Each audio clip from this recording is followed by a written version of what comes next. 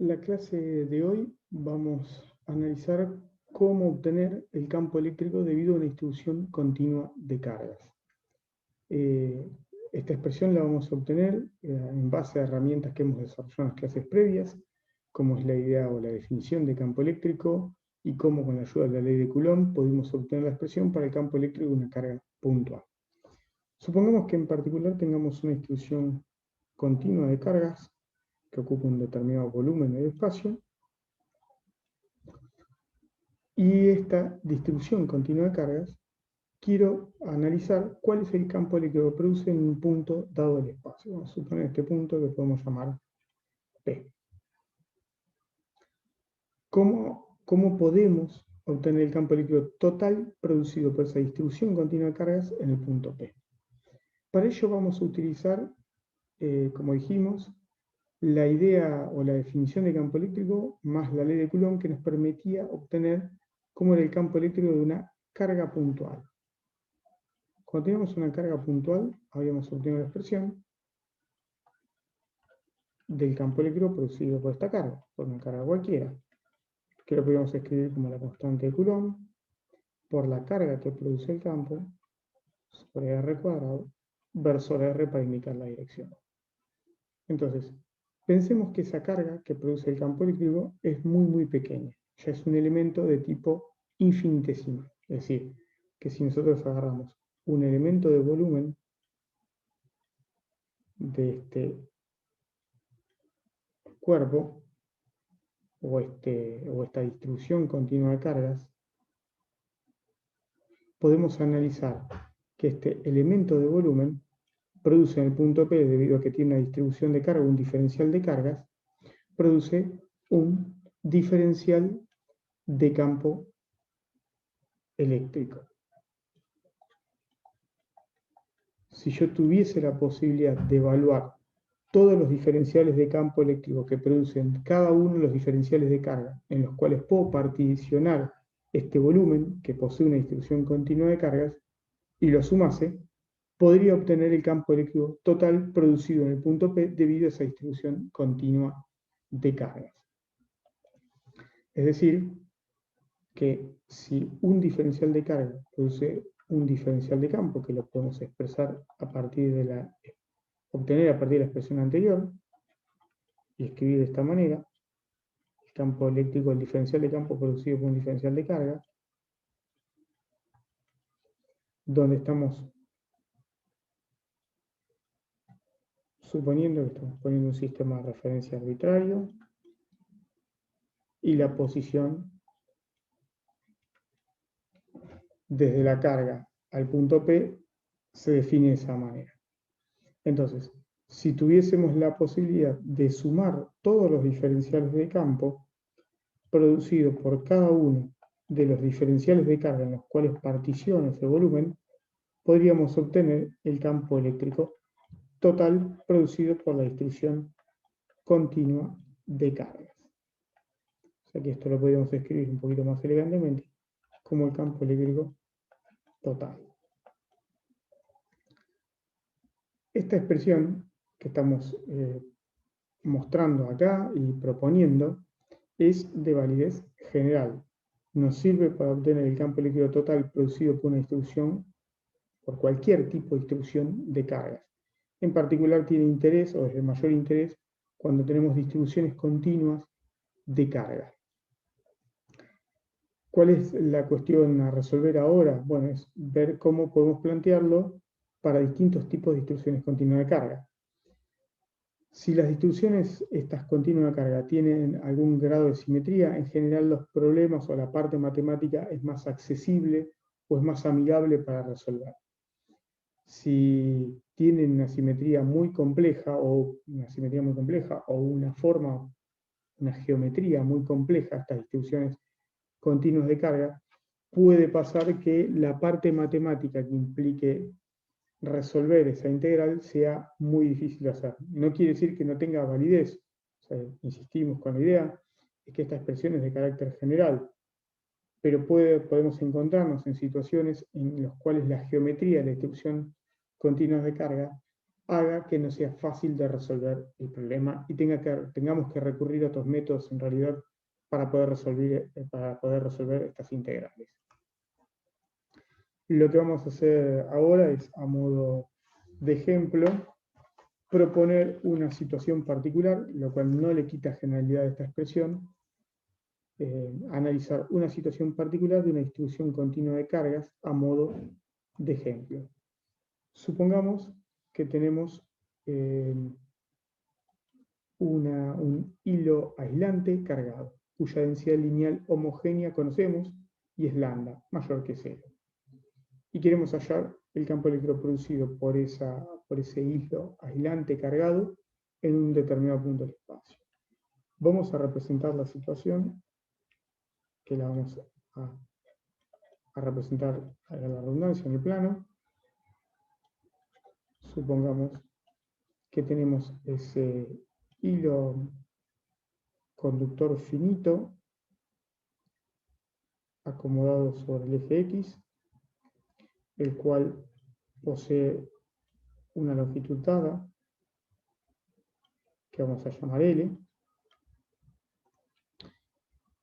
Queremos calcular el campo eléctrico en un punto P, que ese punto P está sobre el eje Y a una distancia A.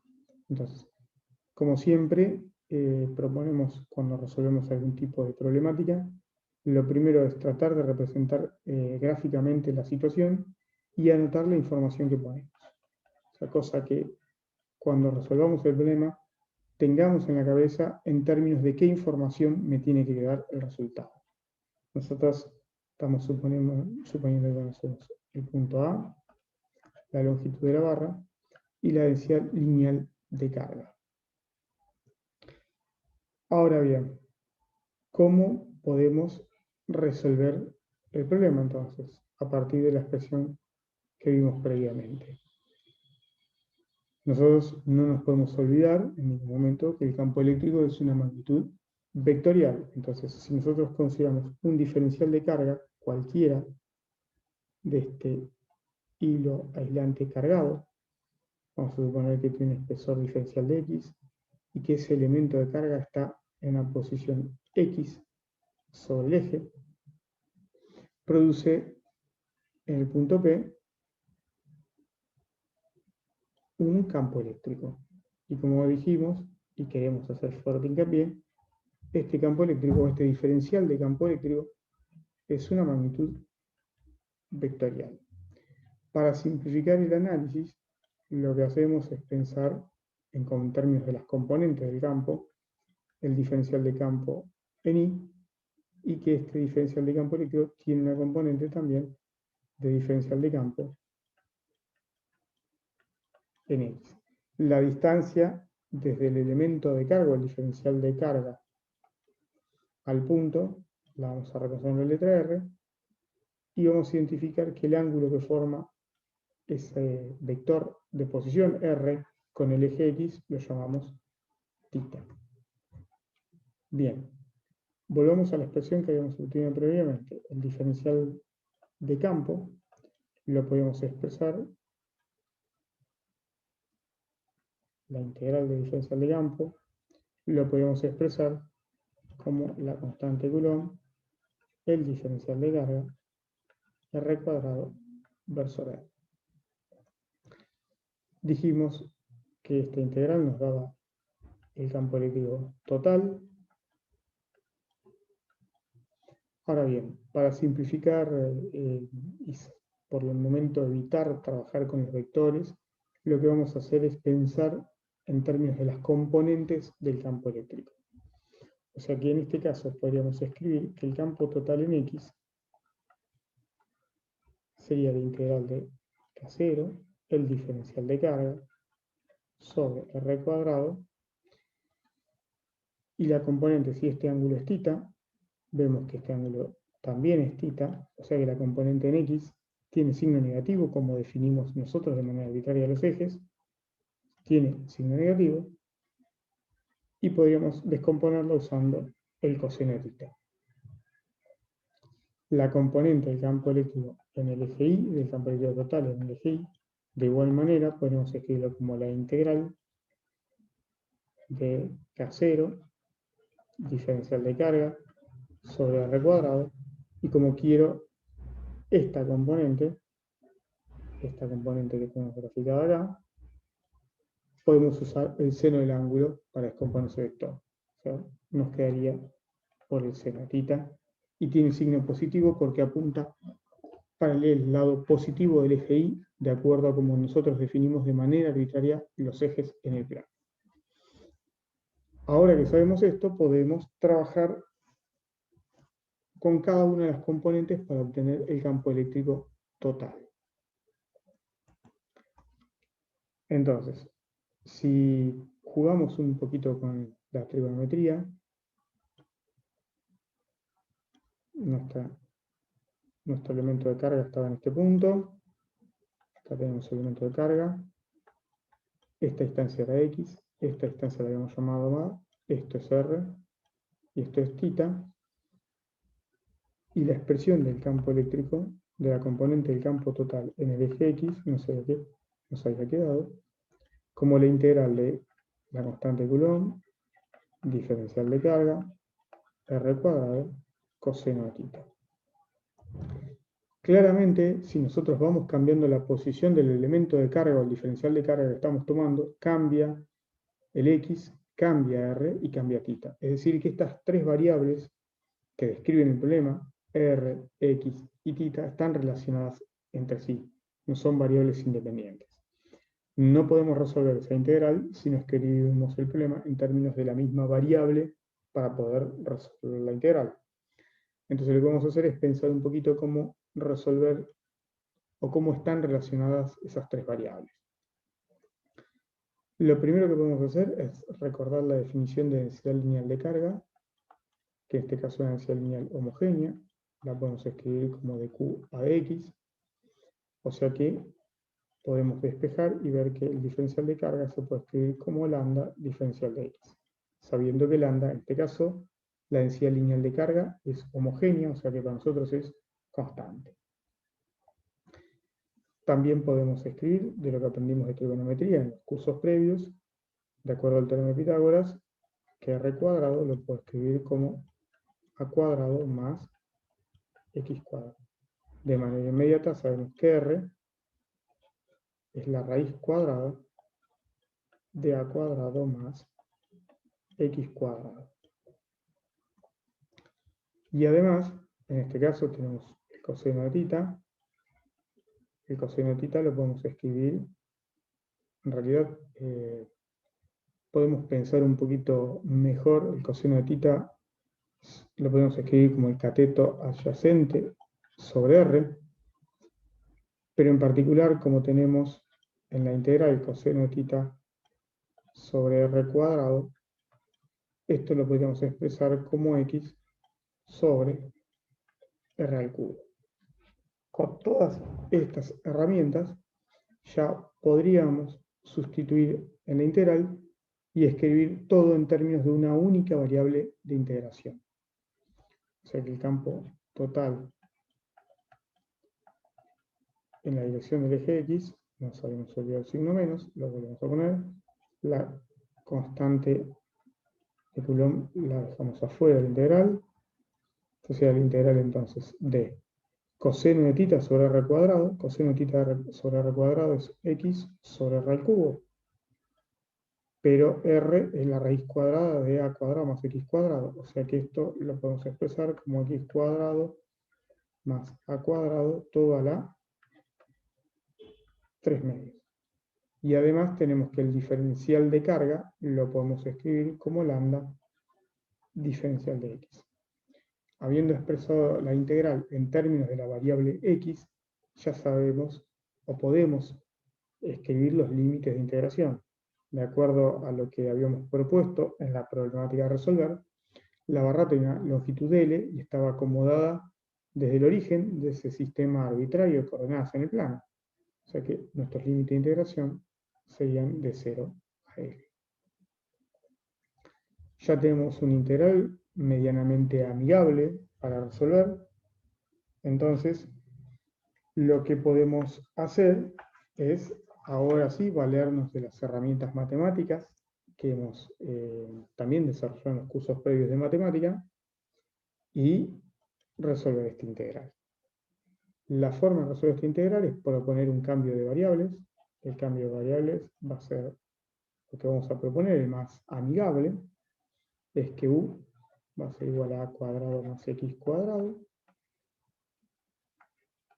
Entonces, el diferencial de u, si cambiamos la variable de integración, tenemos que cambiar el elemento, el diferencial que nos indica con respecto a qué variable integramos.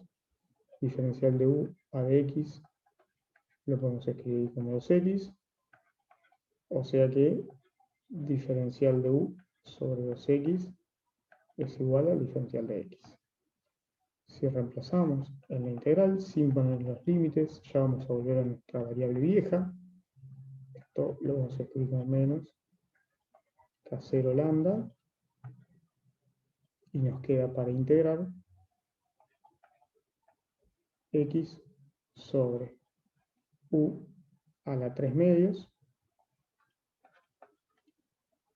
diferencial de x, que lo podemos reemplazar por diferencial de u sobre 2x. Si simplificamos, lo cual la sustitución parece ser bastante amigable y correcta porque no nos queda mezclada variable nueva con variable vieja, entonces podemos resolver esta integral de manera más o menos amigable. El resultado de esta integral, si lo pensamos un poquito, no es ni más ni menos que menos, ¿sí? Con el menos previo, esto lo vamos el resultado de esta integral, entonces menos K0 por lambda, y el resultado de nuestra integral, que es menos u a la menos un medio. Ahora que tenemos el resultado de esta integral, en términos de esta variable nueva, podemos retroceder y volver a la variable anterior, a la variable, o sea, reexpresar la integral en términos de x y aplicar la regla de Barrow. Es decir, que si volvemos a nuestra vieja variable de integración, que era x, esto nos queda K lambda 0.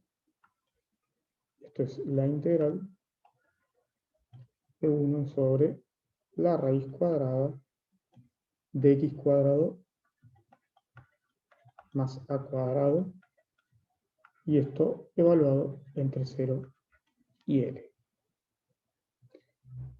Si terminamos de resolver la integral, es decir, evaluamos los extremos de integración, esto lo vamos a escribir en K lambda 0,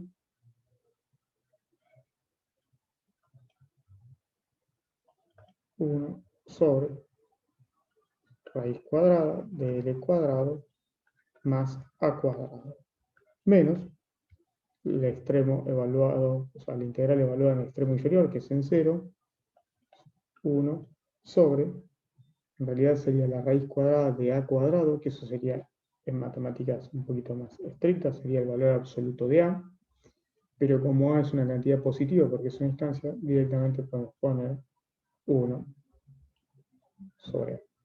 Entonces ya tenemos la componente del campo eléctrico total en el eje X. De igual manera, podríamos plantear la componente del campo eléctrico en el eje Y. Campo total en el eje Y, ya podemos escribir la constante de integración K0, la expresión que nos había dado para el campo total en el eje Y era la integral de diferencial de Q R cuadrado seno de θ. De igual manera, ya conocemos diferencial de Q en términos de la densidad lineal de carga, lo podemos reexpresar. Si nosotros llevamos todo este problema al igual que hicimos acá, o lo tratamos de escribir en términos de X, por ejemplo, nos encontraríamos con el siguiente inconveniente. Seno de tita, nosotros podíamos, si volvemos a graficar el triangulito para tenerlo presente, con el cual estábamos trabajando y habíamos definido todas las cantidades, el triángulo rectángulo, es R, A, X, tita. Entonces, podíamos ver que seno de tita es el cateto opuesto a sobre R, o sea que en este caso tenemos el seno de tita sobre R cubo. El seno de tita sobre R cuadrado, perdón, vamos a corregir esta expresión. El seno de tita sobre R cuadrado lo podemos escribir como A sobre R al cubo. En este caso, R lo teníamos, o sea que este término es A sobre X cuadrado más A cuadrado a la 3 medios, repitiendo el análisis que hicimos previamente. Con todo esto, puedo volver a la expresión de la integral, sustituir, vamos a sustituir esta expresión, entonces vemos que nos queda acá 0, la integral entre 0 y L, podemos hallar toda la variable X, seno de tita sobre R cuadrado lo puedo expresar como A sobre X cuadrado más A cuadrado, todo a la 3 medios, y el diferencial de carga lo podemos escribir como lambda diferencial de X. A y lambda son constantes, o sea que nos queda para integrar el diferencial de X sobre X cuadrado más A cuadrado a 3 medios. Esta integral no es tan amigable para obtener de manera directa, entonces en este caso lo que vamos a hacer con esta componente en particular, cambiar de estrategia y hacer una sustitución trigonométrica, algo que es bastante habitual en lo que se refiere a la obtención de campo eléctrico para distribuciones continuas de cargas. Dadas las simetrías de los problemas que se analizan, es bastante habitual que aparezca este tipo de integrales a resolver y que tengamos que usar estas sustituciones trigonométricas. Lo que vamos a hacer ahora es llevar el problema o escribir todo el problema en términos de la variable tita, que es bastante más amigable para integrar. Entonces, este camino no es el más amigable posible, entonces lo que vamos a hacer es reescribir el campo total en términos de variable tita. Entonces, en la componente N, claramente, ¿no? Entonces, K0, teníamos diferencial de carga, o si lo escribimos un poquito más amigablemente, esto era seno de tita sobre R cuadrado, diferencial de carga. El diferencial de carga ya conocemos la expresión, y lo que vamos a hacer es volver a dibujar el triángulo rectángulo donde teníamos todas las cantidades representadas, R, A, X y tita. Entonces lo que podemos hacer es proponer esta idea. Tangente de tita es cateto opuesto, ¿sí?, sobre cateto adyacente. O sea que acá podemos despejar que X, ¿sí?, es A sobre la tangente de tita. O podemos escribir como A por el coseno de tita sobre el seno de tita. Si hacemos la derivada de X con respecto a tita, derivada de X con respecto a tita,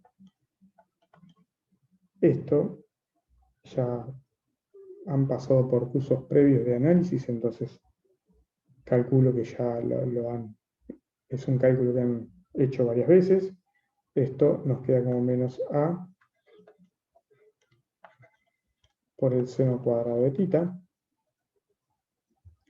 O sea que podríamos escribir que el diferencial de X es menos A por el seno cuadrado de tita, diferencial de tita. Bien, conocemos, nos faltaría ver que el seno de tita es cateto opuesto sobre radio A sobre R. O sea que nosotros, como tenemos seno de tita sobre R cuadrado, esto lo podemos escribir como A sobre R al cubo. Juntando todo esto que obtuvimos acá,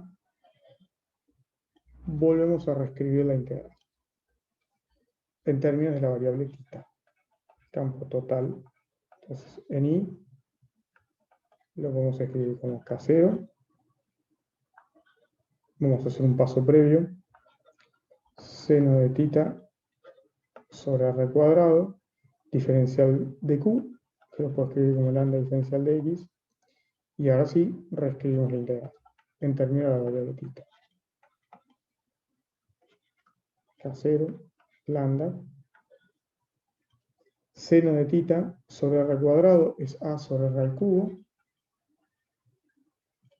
Y R al cubo, nosotros ya habíamos, cuando obtuvimos la componente del campo total en el eje X, habíamos visto que se podía escribir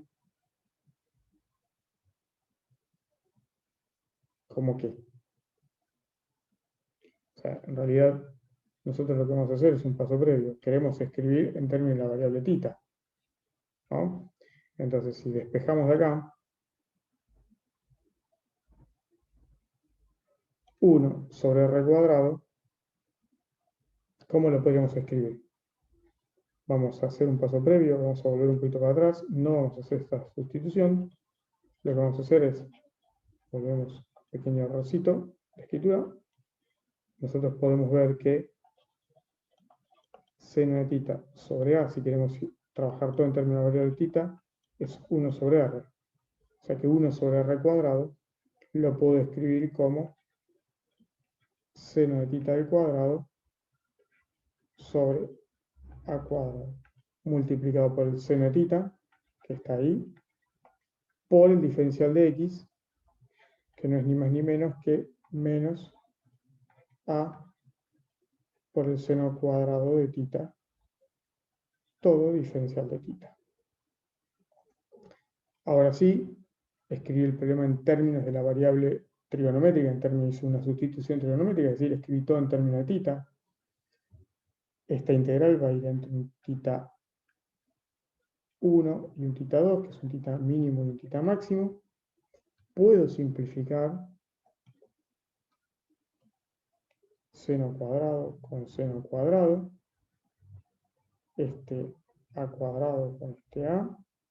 O sea que si reescribo lo que me va quedando al expresar el campo eléctrico total como una integral que depende de la variable tita, esto nos va quedando K0 lambda sobre A, la integral entre tita 1 y tita 2, que después vamos a definir quién son, del seno de tita diferencial de tita.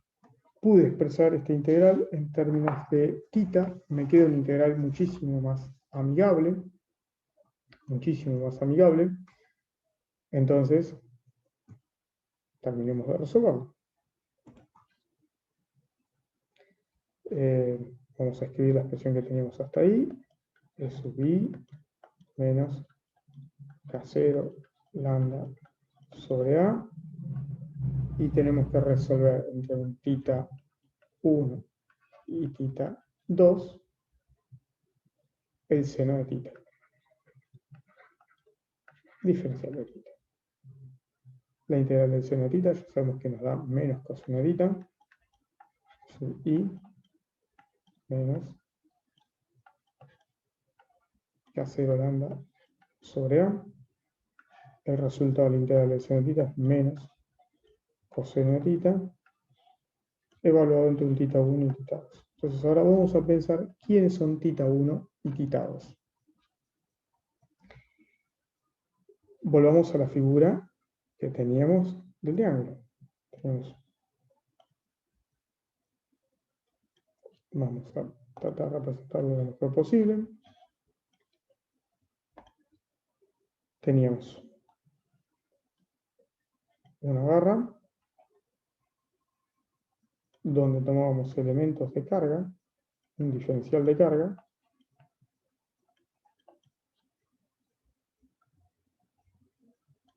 y el ángulo θ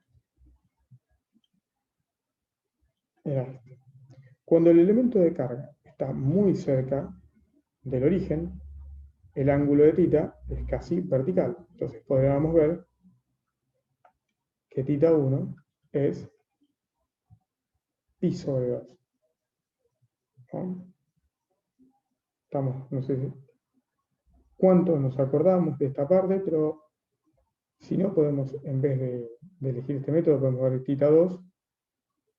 O sea que θ cuando está sobre el eje es pi sobre 2 es 90 grados. Y el coseno del ángulo cuando toma el eje máximo me lo va a determinar el largo de la barra L. Si eso no es tan amigable, a veces conviene hacer otro procedimiento que nos arroja la misma información. Vamos a simplificar los signos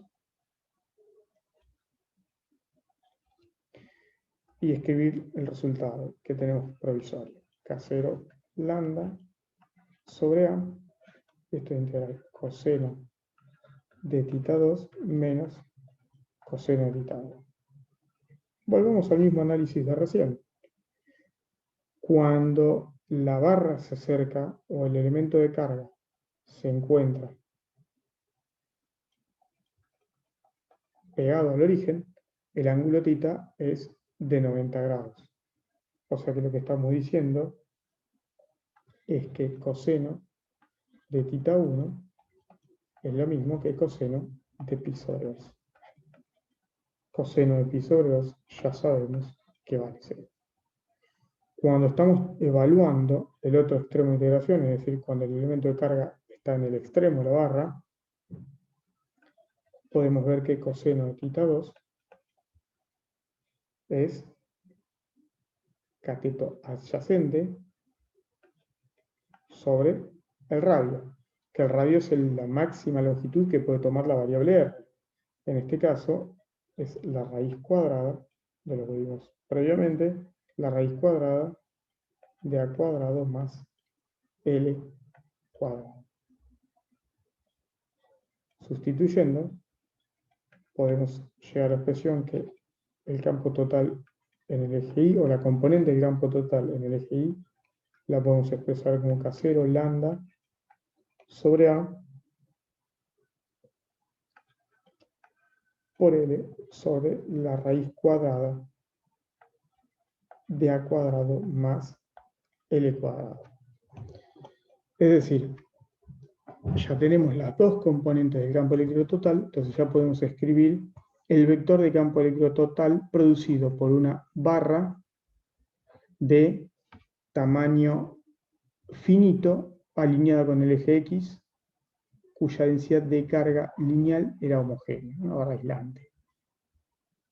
Entonces, tenemos que analizar cada problema en particular. La expresión general que obtuvimos previamente a partir de la ley de Coulomb y de la definición de campo eléctrico es de validez general, pero tenemos que utilizarla para evaluar cada caso particular. La próxima clase vamos a analizar el concepto de flujo de campo eléctrico y la ley de Gauss.